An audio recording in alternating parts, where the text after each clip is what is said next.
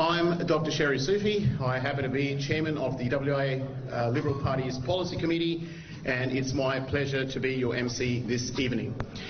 I would like to start by reflecting on why we're gathering here this evening. I guess through decades and decades of being told by our schools and universities that Australia's settlement by the British Empire was a fundamentally bad thing, and that it was aimed at pitching one culture against another, and there not being a very strong, robust counter-narrative against this story, we've ended up at this very, very interesting turning point in our nation's history. Now, Australians are a constitutionally savvy people, and that's the reason why only 8 out of the 44 referendums that have been put to the people have actually passed. We know that the most sacred document in our country's history should not be tinkered with whimsically. And what is being put to the public at the moment is something that is costly, it is divisive, and it lacks details. People don't even know what it is that we're actually voting for. Now, there was another referendum in 1967, another great Liberal achievement instituted by the then Prime Minister Harold Holt, which was about equality. It was about including a group of people in our population census that were previously excluded. It was about giving the Commonwealth the capacity to make laws for this group of people that it previously didn't have. And as a result, 91% of Australians backed that change because we're for equality. What we're being asked to do in the present instance is to put one group of people above the rest. And that's the reason why so many of us are opposed to this voice. We're not gathering here because we're not for equality, but quite the opposite. We're gathering here today because we're for equality. We're for counting all Australians as equals, one and all, regardless of how long our ancestors have been on this island. And that is the reason why so many dinky-die Australians, Aboriginals and non-Aboriginals alike, have spoken out against this so-called voice. From Jacinta Price to Warren Mundine to Anthony Dillon to Janisha Knapp, who in fact stood in the Rockingham by-election only a couple of weeks ago in Premier McGowan's old seat, contested against the party that I happen to be a member of. But we're gathering here today because we agree on this one thing, that this voice has to be stopped. And I'd like to have a big round of applause to her for Janisha.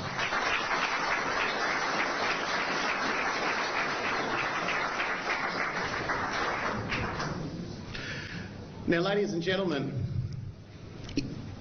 to say that conservative values are under attack is to state the obvious. But how do we fix this? Well, we fix this by having strong representatives, strong community representatives in Parliament at the state and federal level. And this evening, we're really blessed to have 2 of the finest in the state and the country in our midst. And without any further ado, I'd like to call on the Honourable Nick Goran, who has been a stalwart of the WA Liberal Party in the state upper house. Some think he's controversial precisely because he stands for something. Now, if you've got enemies, that means you must be doing something right. So, and our other guest speaker tonight, the 28th Prime Minister of Australia, who also needs no introduction, who you'll be hearing from shortly, has also had his share of enemies, again, because he stood for something. So, would you join me in welcoming the Honourable Nick Goran?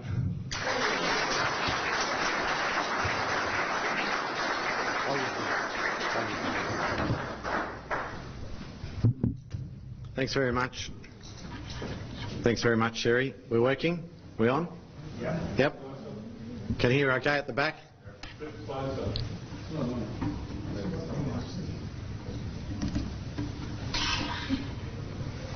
All right, let's try that. We going okay? Still more. All right. How about this. Does it help if we turn it on? It helps if we turn it on, right? We're starting well.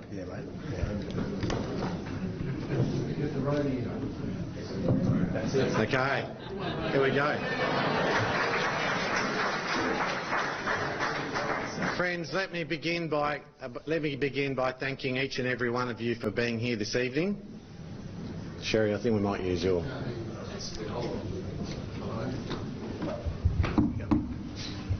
I think we'll just go with Sherry's microphone. Let me begin by acknowledging each and every one of you here this evening. Fantastic to have such a large crowd of Western Australians to join us as we consider this very, very important issue. I'll begin also by acknowledging my parliamentary colleague, Dr. David Honey. Thank you for being with us here this evening. Thank you, David.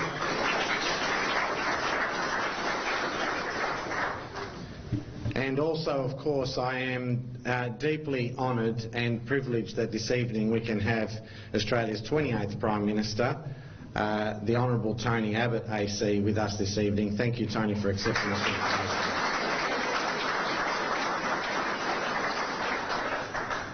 Now, friends, secrecy is an enemy to our democracy.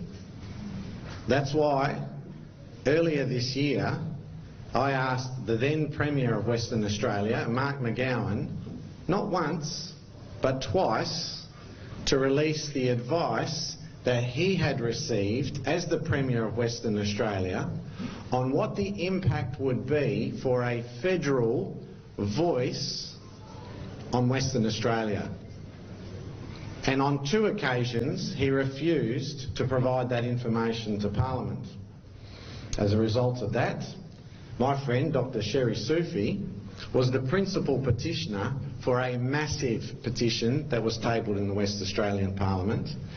And what I intend to do this evening, in part, is just to update you as to what exactly has happened to that petition. Shortly after it was tabled, Sherry and I had the opportunity to put in a joint submission to a parliamentary committee. You see, I often get asked the question, is there any point in signing these petitions? My answer is always that there is a point if it's an official parliamentary petition in the Legislative Council, because it automatically triggers a parliamentary inquiry, and that's what's happened on this particular occasion. Sherry's petition currently is being investigated by 5 members of Parliament, and our submission, which is now publicly available, has called upon that committee to get hold of this secret advice that Mr McGowan refused to provide to the people of Western Australia through the Parliament, and see it for themselves and assess if there is any fair and reasonable reason why this should not be given to the people of Western Australia before we vote in this referendum. Now, in the meantime, of course, you'll be aware that midway through this investigation, Mr McGowan resigned as Premier. Well, I'm pleased to say that the investigation goes on. And in addition, no sooner did Mr Cook become the Premier of Western Australia, but I asked him, will you release this advice that Mr McGowan has kept secret, not on 1 occasion but 2 occasions. And of course, Mr Cook followed in the steps of his predecessor and has refused to provide that information to Parliament. Friends, secrecy is the enemy of our democracy. It is plainly unfair for Western Australians to be asked a question by the Prime Minister, Mr Albanese, when key information that affects us as Western Australians continues to be kept secret by both Mr McGowan and now Mr Cook. And rest assured, we will continue to press this matter until such time as this secret advice is released. And in the meantime, I would ask you to contemplate for a moment what would possibly justify them keeping this information from the people of Western Australia. Now, in the meantime, can I also suggest to you, friends, that we need to be on high alert for any trickery by the Cook Labor government. I know that there will be many of you, possibly all of you here this evening, that will be most pleased by some of the events this week, which have seen the Cook Labor government completely backflip and U-turn in respect to the highly controversial, frankly shambolic rollout of the Aboriginal Cultural Heritage laws. Now, when these laws passed through the Parliament at the end of 2021, they were bulldozed through the Parliament of Western Australia. What do I mean by bulldozed? It means that it was first read, second read, third read, completely passed in one single day in the Legislative Assembly. This is in a context where the ordinary parliamentary rules require bills to stay on the table for 3 weeks. And now we have a situation where, very belatedly, the Cook Labor government have decided that they have a major problem. Why was that? Because the people of Western Australia spoke. More than 29,000 people signed a petition that called on the government to delay the rollout of these laws. At that time, Mr Cook referred to such people, like myself, Dr Honey and others, as racists. We were told that we were dog whistlers. We were told that we were dogs returning to our vomit. Such were the statesman-like comments of Mr Cook when we dared to raise concerns about the shambolic rollout of his Aboriginal cultural heritage laws. And now we have a situation this week where he has now been forced, really, by the people of Western Australia to introduce a bill to repeal those laws. Now, why I say to you that trickery is also the enemy of our democracy, just as secrecy is because this government has form. And I'll just draw to your attention one quick example, and that is when we had a never-ending state of emergency set of declarations in Western Australia. I tabled 3 parliamentary petitions that triggered 3 parliamentary investigations, and ultimately Mr McGowan stopped those state of emergency declarations. But with sleight of hand, having then shut down those so-called temporary emergency powers, he then delivered them for a 2-year period to the Police Commissioner. And so that lesson has taught me that we need to remain on high alert when it comes to the Cook Labor government and their pronouncements this week that they are repealing the Aboriginal cultural heritage laws. So this week in Parliament, I've asked Mr Cook about some comments made by his senior Health Minister, Amber Jade Sanderson, in February this year, where she said that she was certainly in favour of changing the Western Australian Constitution, not to be confused with our federal constitution and the referendum that Mr Albanese wants us to have. She was certainly in favour of changing our Western Australian Constitution to create a voice to the WA Parliament. And so I have asked Mr Cook, in light of those comments from his senior minister, will he unequivocally rule out doing so in Western Australia? And he has refused to do so, just as he has refused to release the secret advice that Mr McGowan has had. And so, friends, before we hear from our great guest and great friend shortly, I want to make an announcement to you this evening. I'm very, very pleased that with the assistance of my good friend Dr Sherry Sufi, we have today launched a new e-petition. And the purpose of this latest e-petition, which I hope that you will all get behind and support, is to call on the Cook Labor government and the Parliament of Western Australia to reject any suggestion from Minister Sanderson, Mr Cook or any other one of the chief ministers that we are going to have a replica of this federal voice in Western Australia. We want our Western Australian Constitution to be left alone. We have quite frankly had more than enough of all of this. I suspect if you're here this evening, like me, you intend to vote no. I appreciate that there will be a myriad of reasons as to why you might vote no, and I suspect that the Honourable Tony Abbott will share some of those with us momentarily. But at the very least, people should be voting no, while the government continues to hold advice secret from the people of Western Australia. There is a very important principle of informed consent. And we cannot have informed consent from the people of Western Australia if information is kept secret. And least of all, do we need to then have another race-based voice in our Western Australian Constitution. So I hope that you'll get behind that latest petition and not only sign it yourself but to share it with as many people, because what we have learnt as a result of the events of the last few weeks is that when push comes to shove, if you can get 30,000 Western Australians to support you, suddenly Mr Cook, he may vilify you momentarily, but ultimately he's going to have to listen to the people of Western Australia. So I encourage you to get behind this particular petition, because, friends, secrecy is the enemy of our democracy, and trickery by the Cook Labor government is equally an enemy to our democracy. Thank you very much for attending this evening.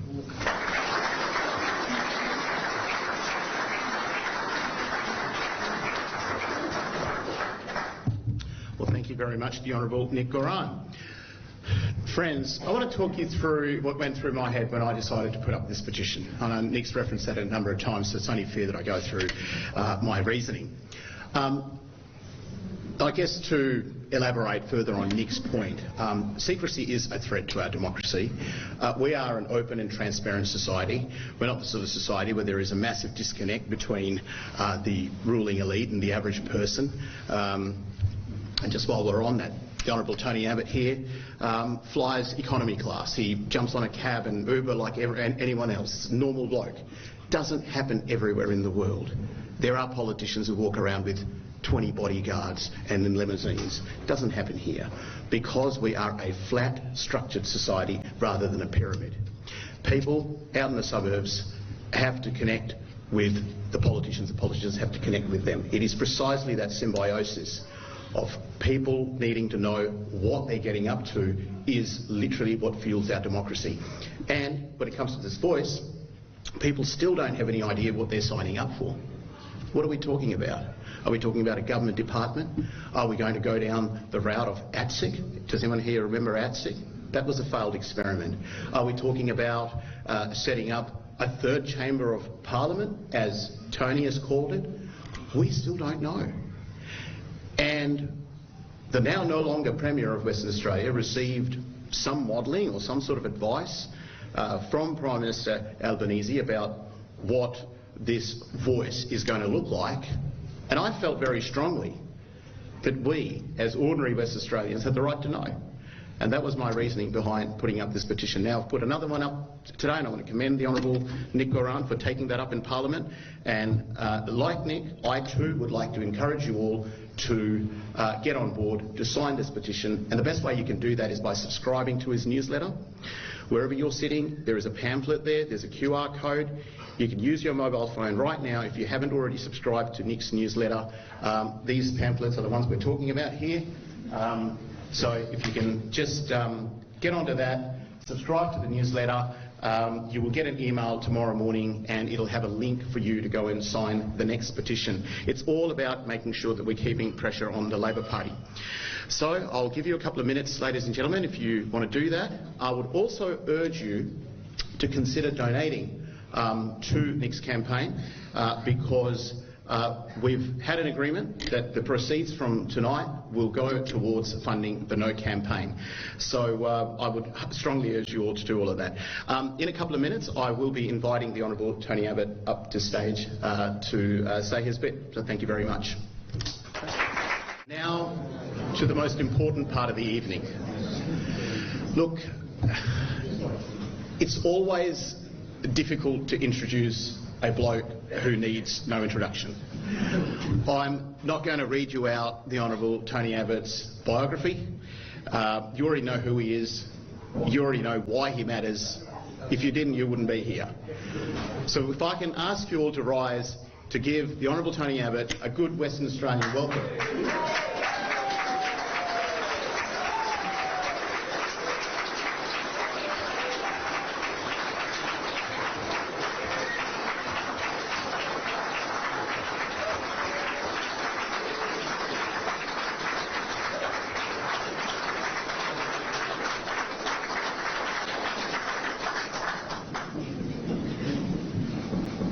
Well, Sherry, thank you. I think it's better to give someone a standing ovation after they've spoken rather than before, because you might not actually like what they say. But anyway, I'm grateful for that in anticipation. Look, it's wonderful to be here. I want to thank David Honey for being here, and I certainly want to thank Nick Goran for his opening remarks. And I've got to say that when a Premier accuses members of Parliament of dog whistling and racism for questioning a bit of legislation that is subsequently repealed, humiliatingly repealed by the government, well then that Premier owes those members of Parliament a very full apology. And I hope you don't have to wait too long to get it. And while we're talking about the WA Cultural Heritage Act, now repealed, let's remember this. It was a very bad bit of legislation. But because it was legislation, it could be got rid of. The problem with this voice, and all that comes with this voice, is that once it is in the Constitution, it is for keeps. It is forever. And that is why we should be so careful about changing a Constitution which is not perfect, but which has served our country well these last 120 odd years. Now, Sherry, thank you for helping to organise tonight. Thank you for all you do for good causes here and more widely. You said at the start that conservative values are under attack. I'd prefer to rephrase that and say patriotic values are under attack. That's the problem today. It's not that liberalism is under attack. It's not that conservatism is under attack. It's not even that Labourism is under attack. It is that our country, frankly, is under serious criticism, and that's why I say patriotism is under attack.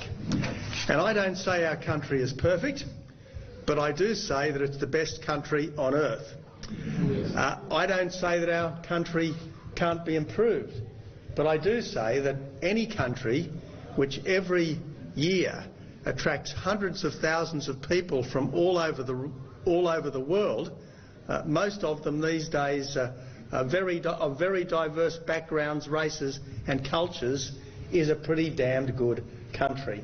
And the last thing that anyone can credibly say about a country that has made so welcome so many millions and millions of people over the years from all kinds, from all parts of the world, is that we are racist. We are the least racist country on earth. We are the most colourblind country on earth, and we should be giving ourselves a giant pat on the back for being such a decent people and such a fine country. And I guess when all is said and done, my big problem with this special, separate voice for some of us, rather than all of us, is that we already have a voice, all of us. It's called the Australian Parliament. And the wonderful thing about the Australian Parliament today, and a sign of how far we have come as a country and as a people, is that there are 11 individual Indigenous voices in the Parliament today. So this idea that Indigenous people are not heard, this idea that Indigenous people are not respected, is simply false. It is simply false. And Janisha, thank you so much. Janisha Knapp, thank you so much for being here tonight to add your presence to this gathering, and for saying, as a proud Australian, Western Australian and Noongar woman, it is okay to say no.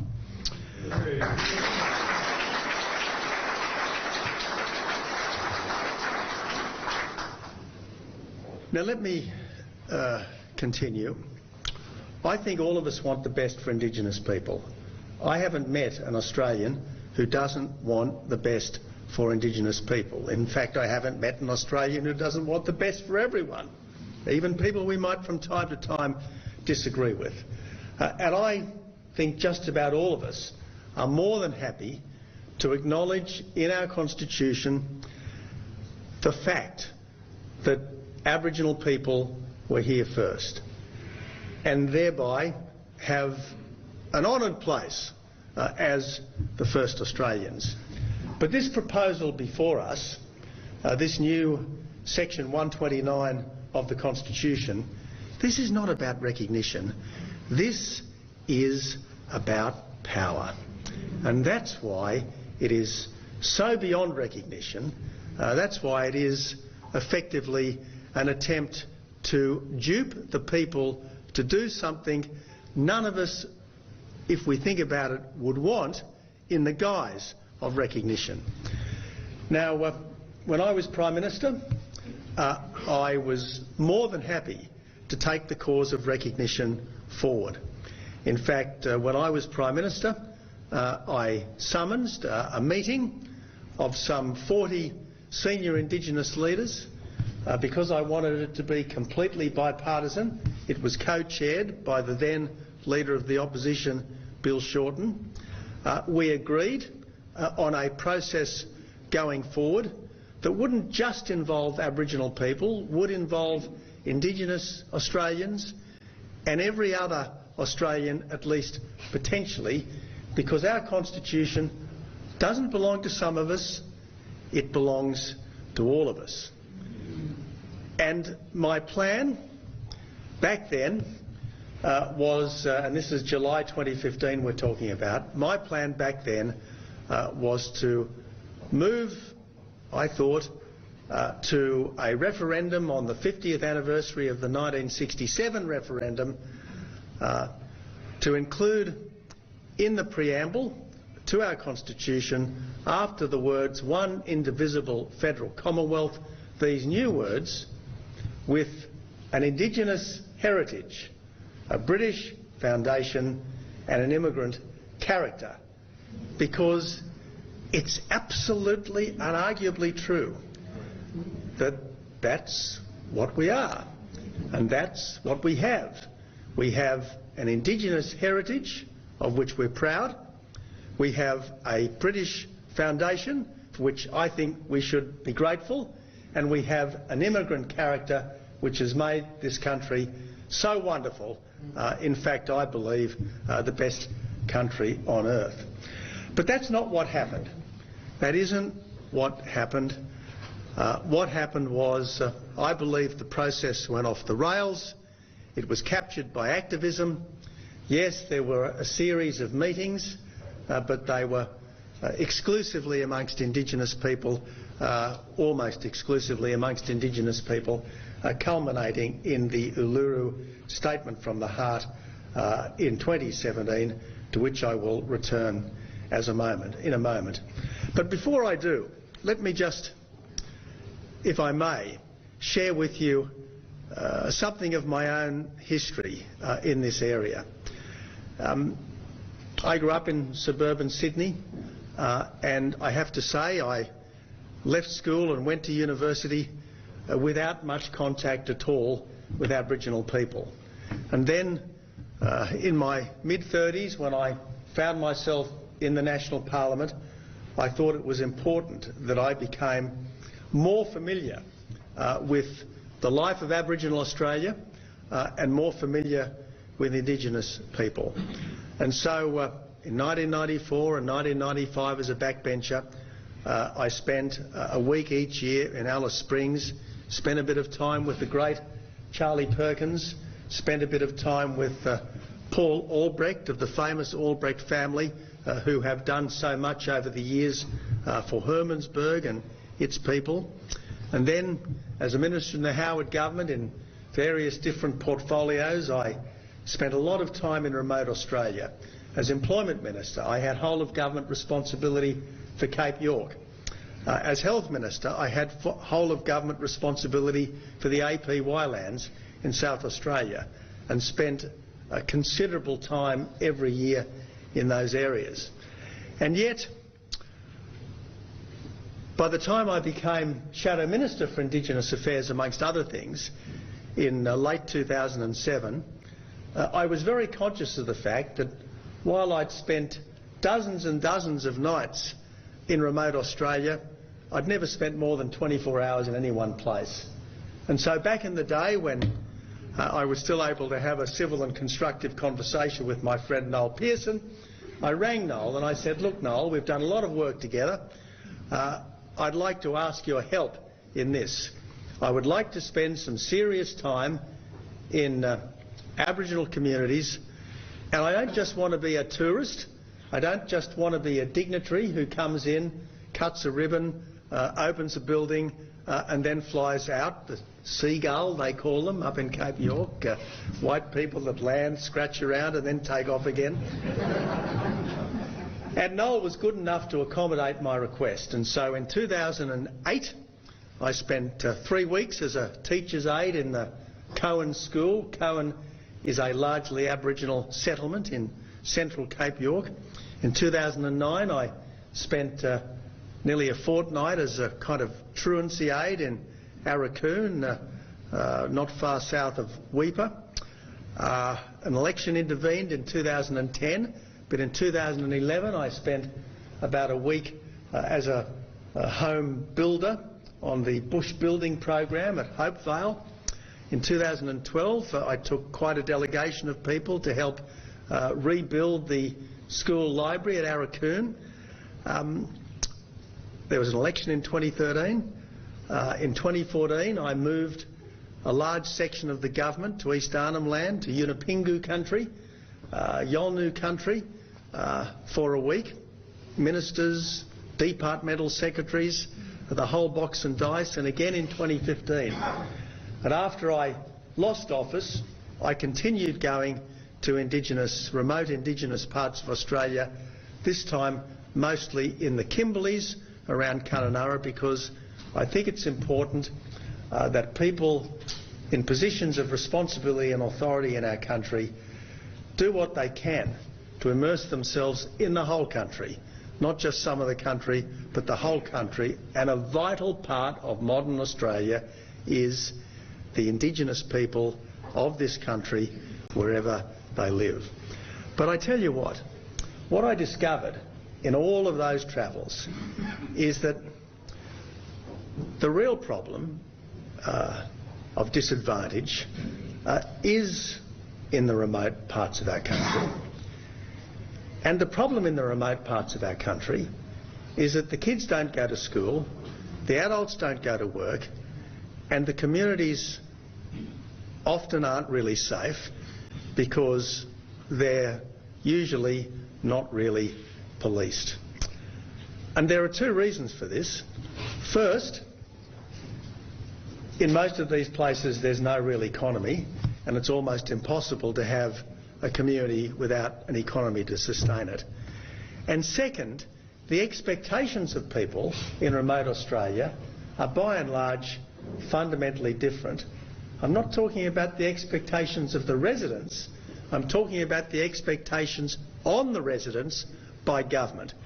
Government does not expect of people in remote Australia the same things that it would expect if you were living in a suburb of Perth or in Bunbury or in Geraldton or in Esperance. It doesn't expect people to go to school.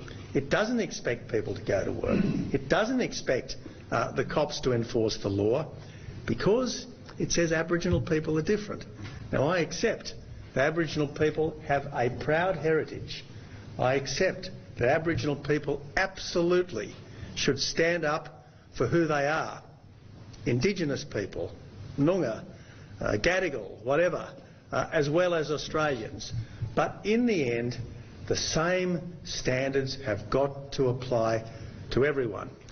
And as Warren Mundine has frequently said, and as every generation of migrants to this country knows, if you want to get ahead, you go to school, you get a job, you start a business, if you can, you buy a house, you make the most of your circumstances, and you never declare yourself to be a victim.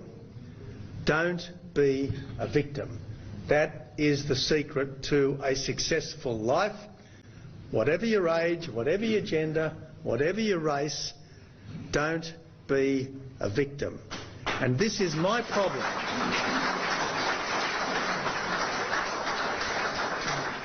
With the proposed constitutional change, it essentially entrenches forever this idea that Aboriginal people have been victims, and now, to atone for that, they should be permanently in a slightly separate state than everyone else. This voice is wrong in principle. It would be bad in practice. It would entrench race in our constitution. It would reinforce the separatism that is at the heart of Indigenous disadvantage, and it would gum up our system of government even further. The last thing we need, if we are to do the right thing by Indigenous Australians, is yet another bureaucracy, yet another complicated, constipated process of consultation, because, believe me, I have been to remote places where the people are so consulted that they spend their whole life in meetings, not getting on with things. And the last thing we want is to make this particular bad situation worse. And look, I absolutely accept that bad things have happened in our history. I know that Governor Phillip did his best to live in amity with the native people. I know that successive governors kept reminding those on the frontier that Aboriginal people had all the rights of British subjects. I know that it wasn't always adhered to. Yes, there were crimes, there were killings, there were massacres, but it's not the whole story. It is absolutely not the whole story. And in any event, nearly all of this is 150 years and more ago. We can't live in the past. Sure, we can't undo what went before us. Our challenge is to make the most of today and tomorrow. That's our challenge. And let me say this. Whatever might have happened in the past, this generation of Australians, migrants and descendants of migrants who've come since 1788, this generation of people are not oppressors. And this generation of Indigenous people, whatever might have happened to their forebears, are not victims.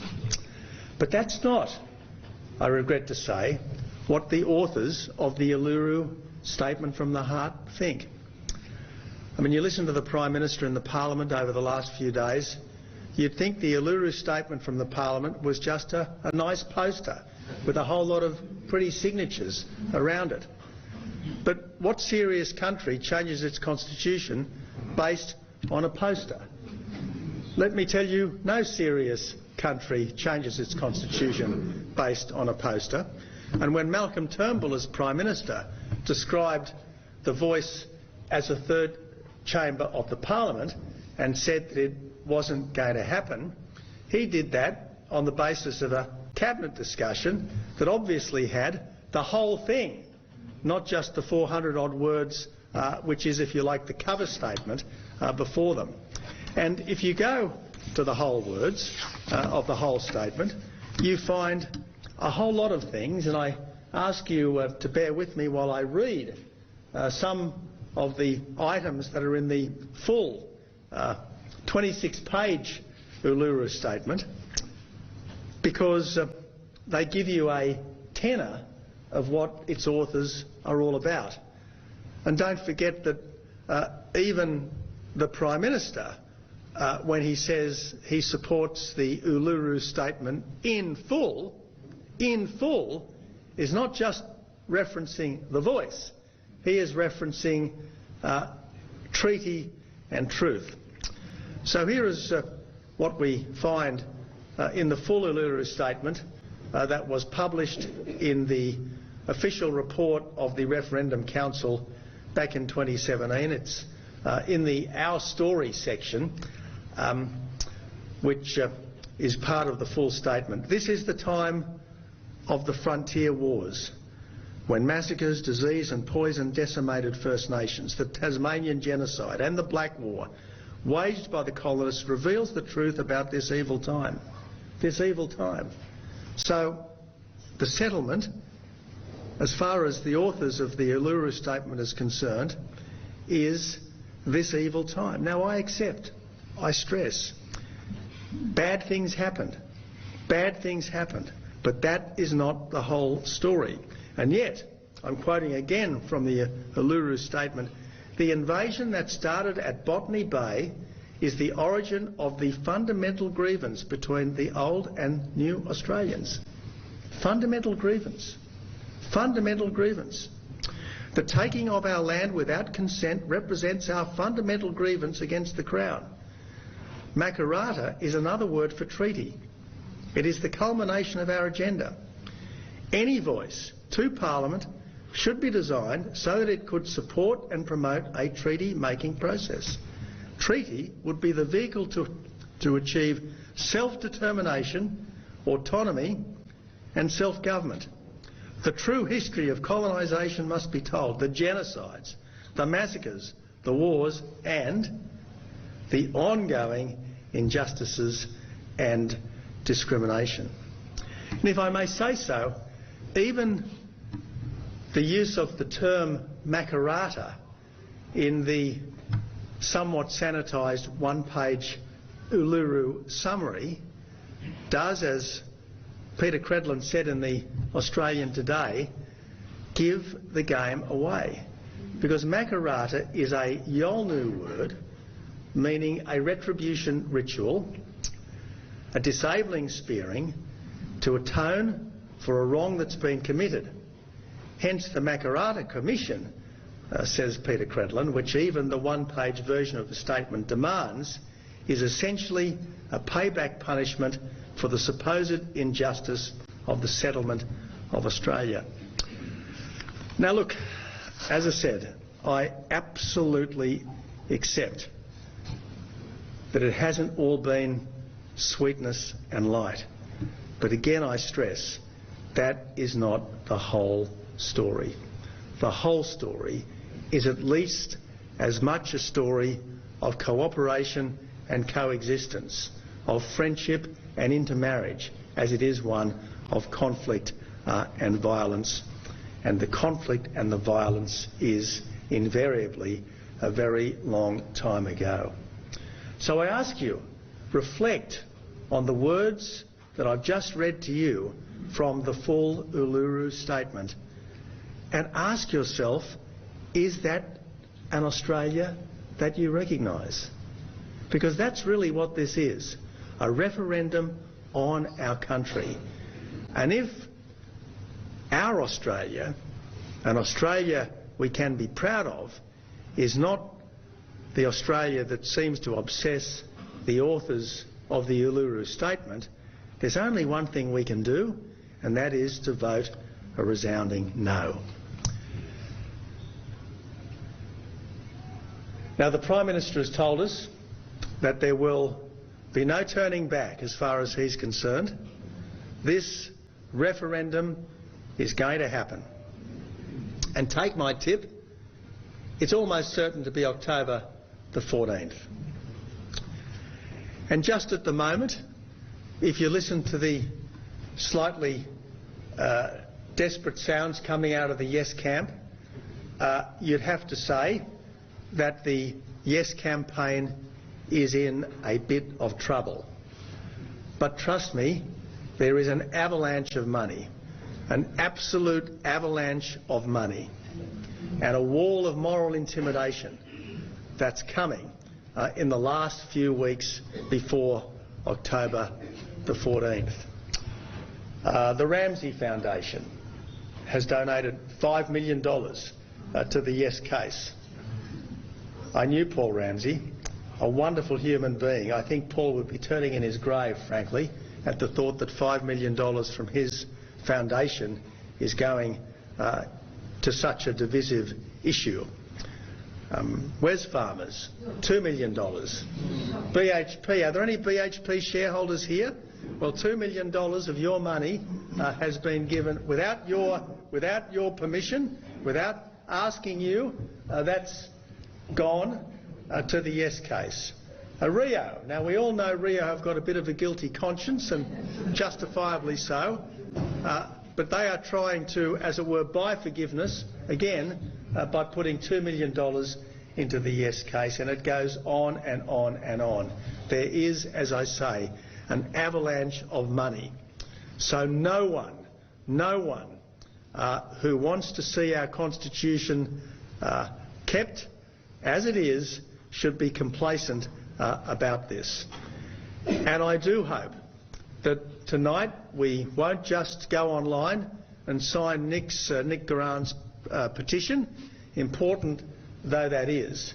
I hope that we will be thinking about what we might be able to do to keep our country safe and whole and one in the time leading up to this referendum and on referendum day itself. I hope many of you will sign up to work on booths. There's something like, are there 8,000 polling booths in Australia? Something like that. It's a very large number, and every one of those polling booths needs people on it standing up for our country and saying, I want us to go forward as one united people. I am an Australian for constitutional equality, and I reject any activist voice.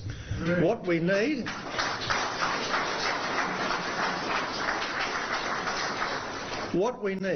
is effectively a people's revolt.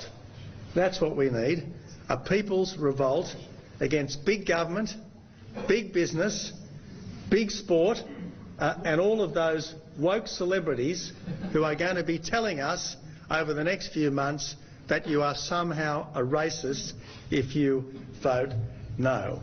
Well, I've got to say, I have faith in the decent people of this country not to be swayed by a one-sided view of our history. I have faith in the decent people of our country to say no to anyone who wants to tell us that we should not be proud of the wonderful country that we are.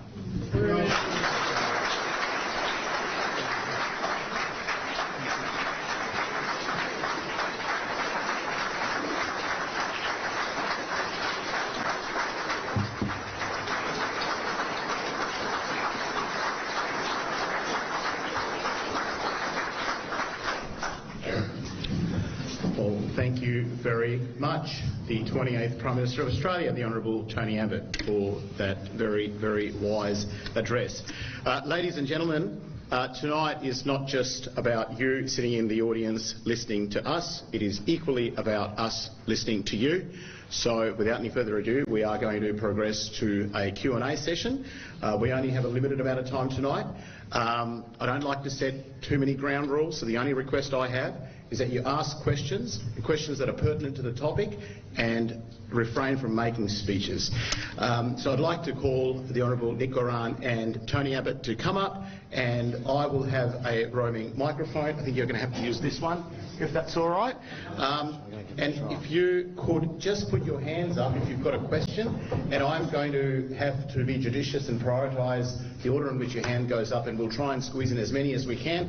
And when time's up, time will be up, because the Honourable Tony Abbott does have a flight to catch tonight, and we have got to run him up to the airport. So, okay, let's start with the gentleman here, Emilio. I'll bring the microphone.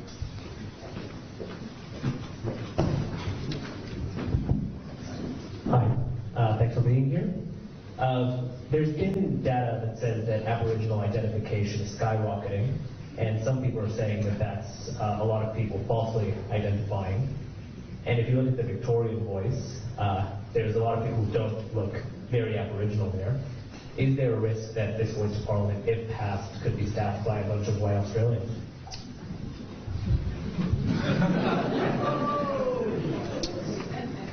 Look,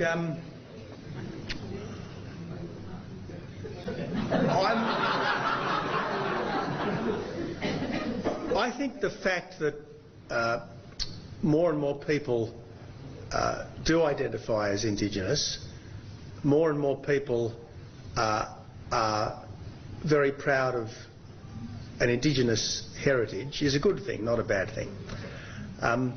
But the interesting thing about the vast majority of people who identify as Indigenous is, in a sense, they're not just Indigenous. And this is what troubles me. I mean, I don't stand up and say I'm a proud English, Welsh, Irish, Dutch person, although as far as I'm aware there are all those elements and perhaps a lot more in my ancestry because I haven't gone back that far. I just say, look, I'm Tony Abbott, I'm an Australian, I live in Forestville, I'm married to Margie, I was a Member of Parliament, I happen to be a Catholic. Because all of us have many, many things that go into who we are. And generally speaking, we get ourselves into a world of hurt and trouble when we focus on just one thing. I mean, that's what I don't like about identity politics, that it takes just one feature of a person's overall character and makes that a determining feature. Effectively, it takes away people's agency. If I am a woman, I am therefore oppressed. If I am a white male, I am therefore an oppressor. Well, some white males are oppressors. Some women are oppressed. But by and large, women in modern Australia get an absolutely fair go. And by and large, blokes like me know that if we overstep the mark, we're in big trouble. So look, I'm more than happy to see some 800,000, almost 4% of Australians identify as Indigenous. I just would like every one of us, Indigenous and non-Indigenous, to be proud of the whole of our heritage, not just some of it.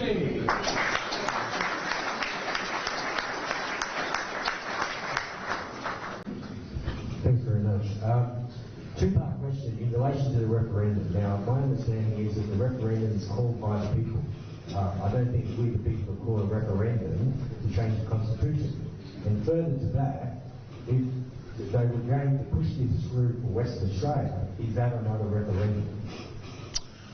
Okay, well look, under the Constitution, a referendum happens when a bill to have a referendum on a specific constitutional amendment passes through both Houses of Parliament. So it's actually the Parliament that decides to have a referendum. It is the people who decide whether a referendum passes. Under our Constitution, for a referendum to pass and for the Constitution to be successfully amended, there's got to be a majority of votes and a majority of states. So our Constitution does belong to the people, and frankly that's one of its great strengths, that it does belong to the people, unlike the state constitutions, which generally speaking are in the hands of the Parliament, which is why the Andrews government in Victoria, for instance, can change the Constitution to ban fracking, would you believe? But thank God our national Constitution, our federal Constitution, cannot be altered without the consent of the people, and frankly I can't wait for us, the people of Australia, to have our say. With respect to the West Australian Constitution, what the Honourable Tony Abbott says with regard to Victoria also applies, and so it is the Western Australian Parliament, if both chambers, by way of an absolute majority, were to agree with a bill introduced by Premier Cook to create a voice to the WA Parliament, that is how the West Australian Constitution would be changed, and that's why I've put that petition forward with Dr. Sufi tonight. Well said. Yes, sir. Thanks for the opportunity to ask a question. It's great that there's a lot of pushback against the voice. One thing that I'm deeply concerned about is the proposed misinformation bill, which is deeply concerning. Okay, well look, we are getting a little off topic, but it is an important issue.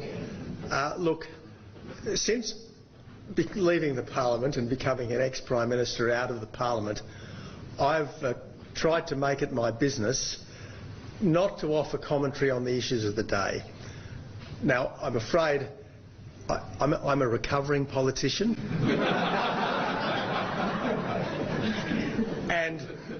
And coming to a meeting like this is a little bit like an alcoholic walking past a pub. The temptation is to relapse. So I would love to tell you that I think what I call the Miss Dis bill is just bloody outrageous. But I can't, because I would have lapsed and I don't want to lapse.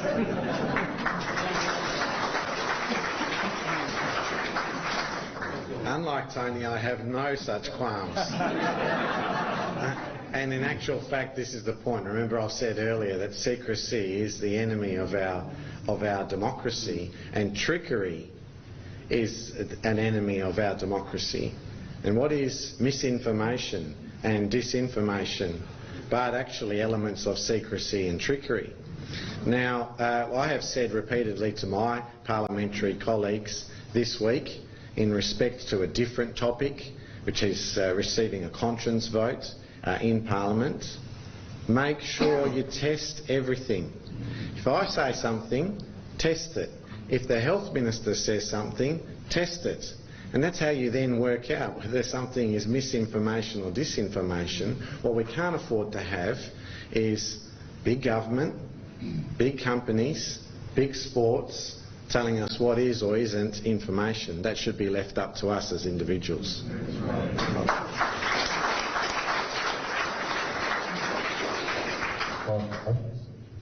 Thanks very much for your speech there, Tony and Nick, tonight. I wholeheartedly agree with, I think, 99% of that. My question, I think, is directed towards Nick Doran there. Nick, you've spoken a lot about gold standard transparency, and in particularly, I'm thinking about the Perth Mint.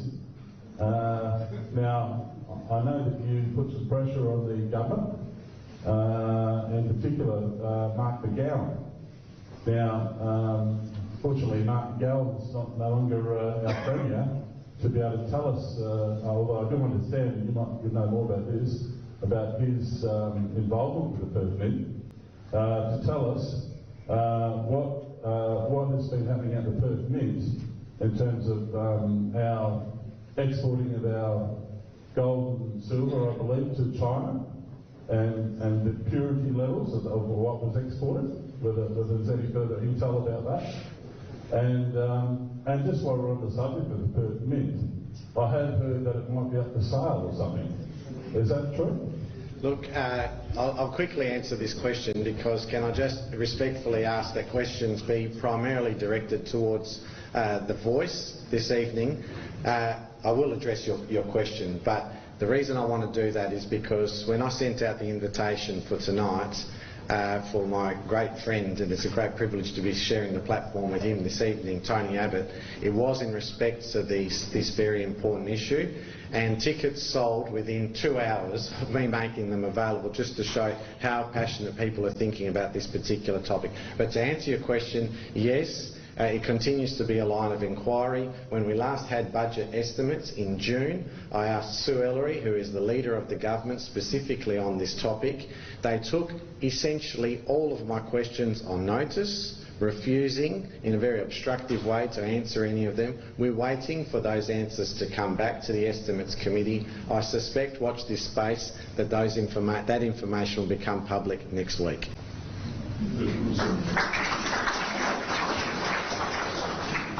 Thank you very much, Mr Abbott. I really appreciate the way that you explained clearly how the federal government works.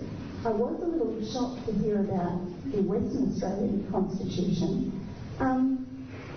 If the Western Australian Parliament was to call a referendum or was to decide to change the Constitution, I'm sorry, that's what I mean, that if they were to change the Constitution, what would be the state if they did that before the coming election? Because I believe there is an awful lot of Labor members in the Parliament at the moment, and I think they're generally favourable towards a Voice. Could you help me with that, please? Yeah, so in essence, Meredith, thank you for the question. It is entirely up to the Parliament of Western Australia. So this is, of course, an exaggeration.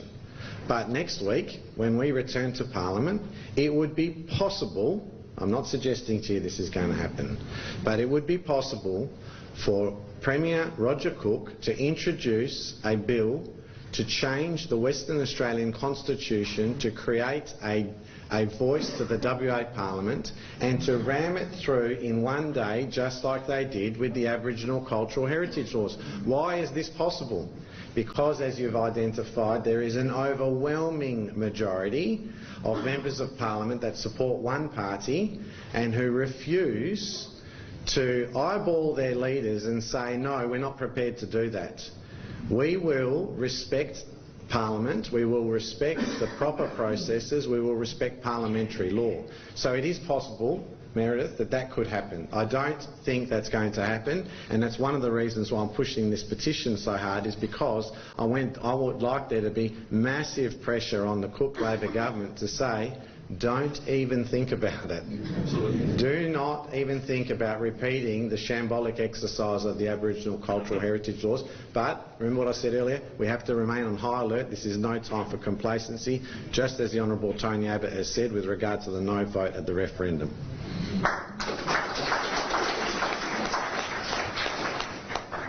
Good evening. I've never been political until 3 years ago, and then I was very woken up by the events and felt that I needed to become quite political, and I became an activist for the last 2.5 years. Now, what I'm asking you now is I'm willing to help you in this no voice, the no vote, but how likely is this to be rigged? Is there a possibility that if we vote no, they could just rig it? Integrity of elections. And, and in that case, we're wasting our time. Can I tell you, you are never wasting your time to go out into the community and speak about the things you believe in. You're never wasting your time. Even if votes were rigged, and I'll get onto that in a minute, you should still tell people what you think and do your best to argue your case out in the community, because our community advances when decent people respectfully put forward a point of view and we have a chance to weigh it and make a judgment. Look, I think that Australian elections are as honest as any elections ever are. It is possible, if you really try, to cast more than one vote. And I suspect that maybe a few times in our history, individual seats might have gone one way rather than the other because of people voting early and voting often, as the saying goes. But, look, the Electoral Commission, I believe, is honest and non-partisan. I don't think that there is the same kind of occasional shambles that we saw in the United States, and I don't think the election was rigged or robbed there. There were certainly some irregularities, some big irregularities, but that's because their elections are run on a local basis rather than through an entity such as the federal and the state electoral commissions. So look, please, I would hate anyone to give up because they think their vote doesn't matter. I would hate anyone to stop speaking out because they think their voices won't be heard. Every vote counts and all your voices should be heard.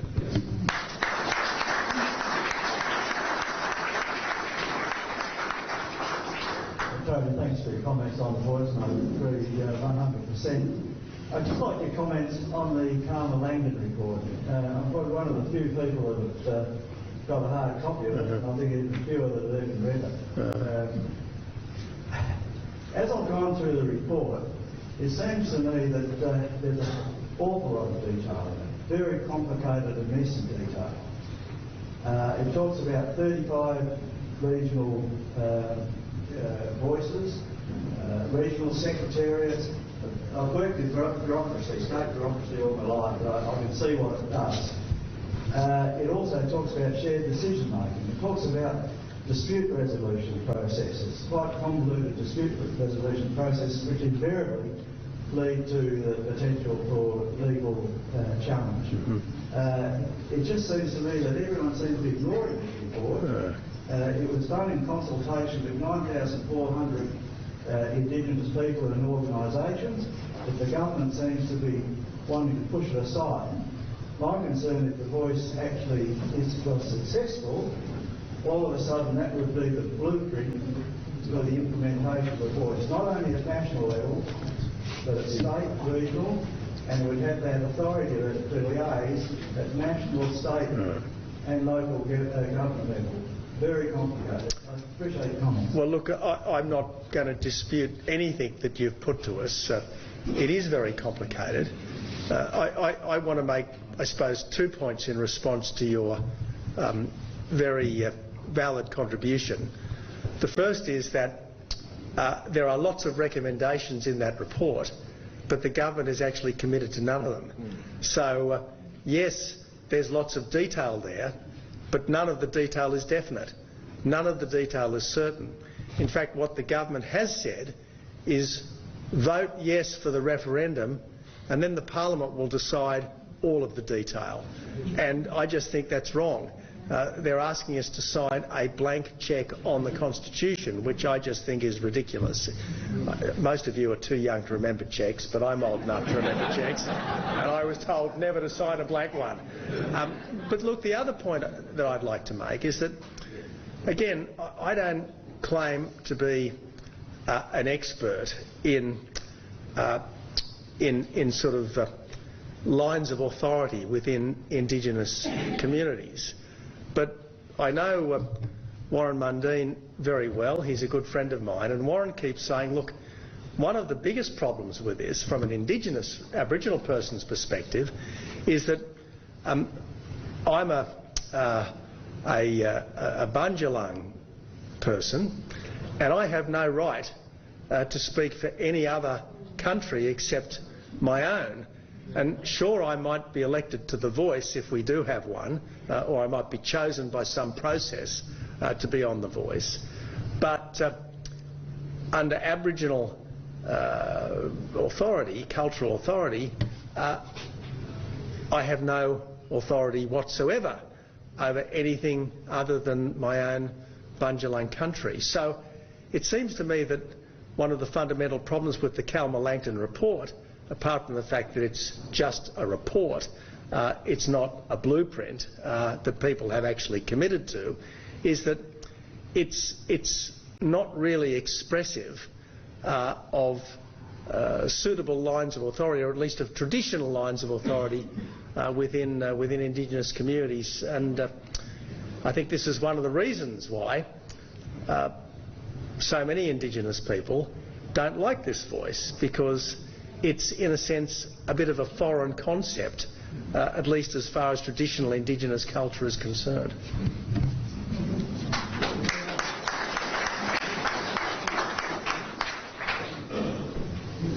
May I start by saying thank you to the great service that you have done for this nation, and thank you to all the other politicians in the room. My name's Dylan, I'm a law student at UWA, we met earlier today.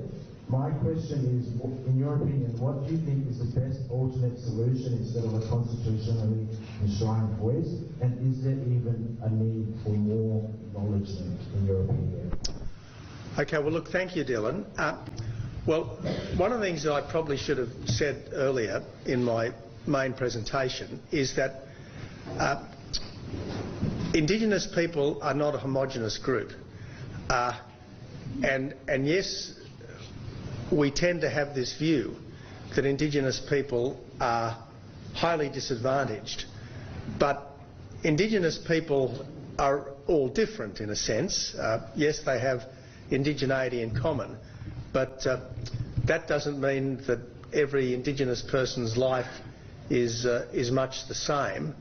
The Indigenous people living in Perth have almost the same outcomes in terms of employment, housing, education, etc., as the rest of the Perth community, the places where the disadvantage is acute and where the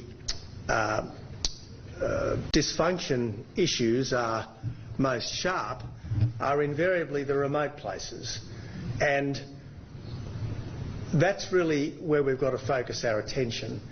And the fundamental problem in most of these remote places is, as I said earlier, there is no economic base for the community. And a community with no economic base has enormous trouble getting on. And if we weren't talking about Indigenous communities, if we were talking about the sorts of settlements that happened all around our country in the days since 1788, I can think of lots of places. Hill End in New South Wales, there were several thousand people living there when the gold was there. When the gold ran out, the population dwindled to a couple of hundred. Twofold Bay on the New South Wales coast, there were a couple of thousand people living there when it was a whaling station, but when the whales had been all unfortunately hunted out, it dwindled to become a virtual ghost town. Now, because Indigenous people by and large lived off the land, I suppose in the earlier times they did have an economic base, but it's not an economic base that we would recognise today in 2023. And while Indigenous people would and should always have a connection to their home country, Cape York, the APY lands, the Bundjalung country around Grafton in Warren Mundine's case,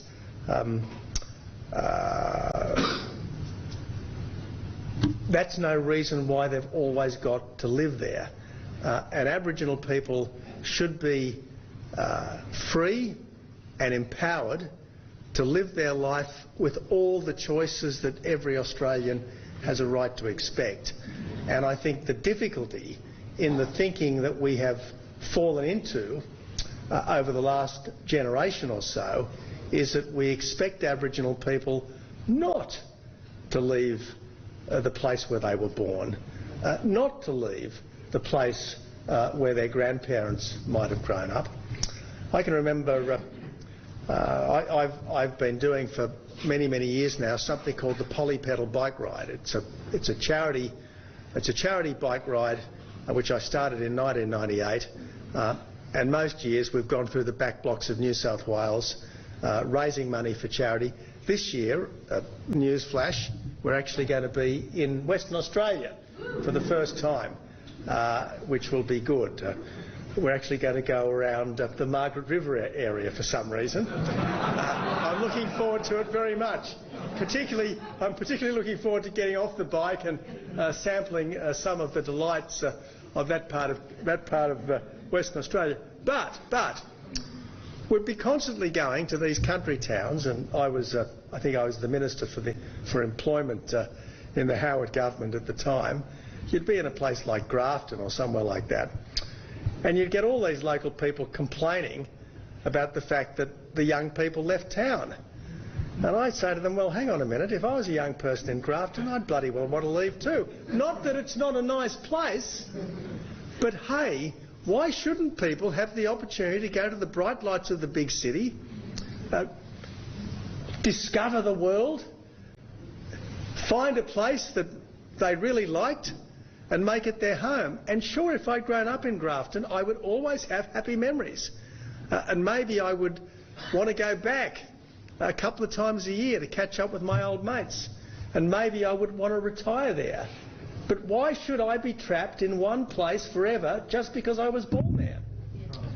And now I said, and besides, I'm really pissed off. Sydney's got no old people because they all go and retire to Port Macquarie. I want my grannies back. So look, I think this is the problem. We assume that just because someone was born in Hopevale, they can never leave. Well, We should give them the power to make their own choices, and not say that because you're Aboriginal, you're stuck in the place that you were born in forever. And that's the problem. We've got to try to give people the chance, whatever their cultural background, we've got to give them the chance to make the most of all the opportunities that life in Australia offers.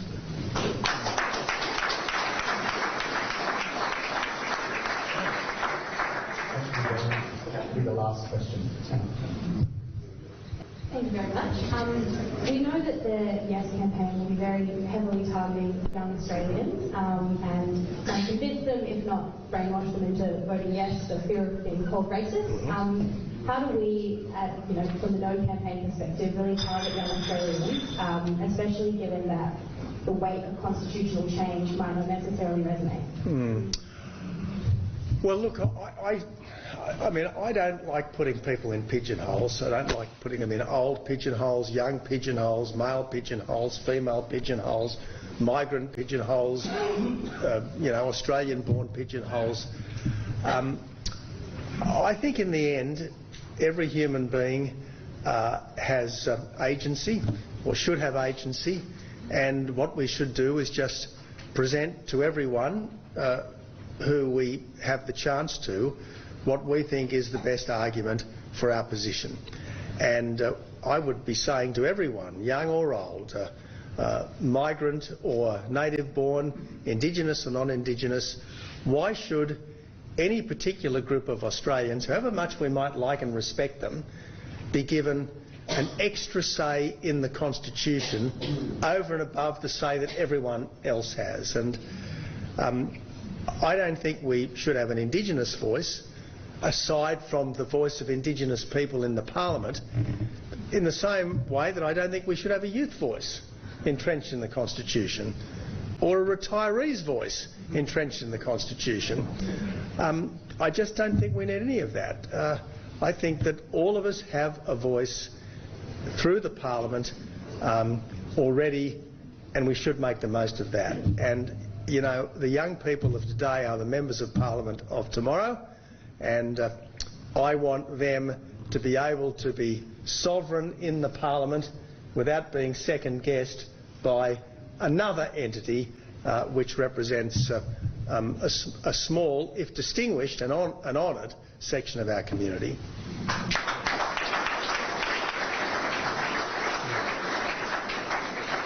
Thanks, Hannah. It's difficult to follow up after Tony's comments. He's really said everything that needs to be said, but the one thing that comes to my mind, you remember that the Australian anthem changed from young and free. We are one and free. And I just think that that's a very, very simple thing to explain to any Western Australian of any age. Yes, you might like to hear more along the lines of what Honourable Tony Abbott has said, or perhaps Jacinta Price is doing a fantastic job in Australia in respect to the No campaign. Maybe people are interested in more of the technical type of arguments along the lines of the secrecy and the trickery that I was talking about earlier, and things like the Western Australian Constitution and the like. But at the end of the day, we either mean what we say or we don't. And I would like to think that everyone here in the room tonight believes that we are one and free, and we want to keep it that way. Yeah. Thank you very much. Thank you, ladies and gentlemen. That just about brings our event to the final parts of the proceedings. Thank you once again, the Honourable Nick Goran and the Honourable Tony Abbott. And remember the call to action that we mentioned before. Do recall that I mentioned that we'd love for you to subscribe to Nick's newsletter if you haven't already done so. And as the Honourable Tony Abbott said, there is going to be a campaign in full swing, and that's going to be quite a logistically challenging operation, and we're not as well funded as the Yes campaign, so we're going to need all of you come time to get out to the polling booths and to help manage that side of things. So, just quickly, how do people do that? Go onto the Fair Australia website. Yes. That's the best way to sign up? Well, as Tony said, if you can go onto the Fair Australia website, we can sign up and be part of the volunteer database. And the right time and place, you'll receive an email and a set of instructions to follow. So, look, thank you very much once again. And to bring this evening to a close, I'd like to call upon my good friend and party colleague, Nicole Robbins, who stood for the seat of Bigton at the last election down the road and did a really good job. So if you can just join me in welcoming Nicole.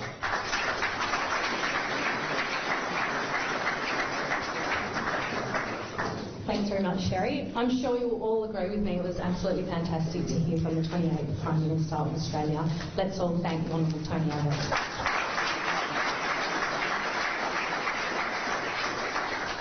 I'd also just like to thank the Honourable Nick Garan, not only for organising tonight's event, but also for his ongoing work in the WA Parliament holding our government to account.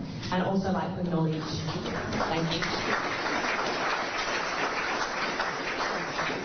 I'd also like to acknowledge Dr. Sherry Sufi for hosting tonight's event and for his ongoing work with the No campaign.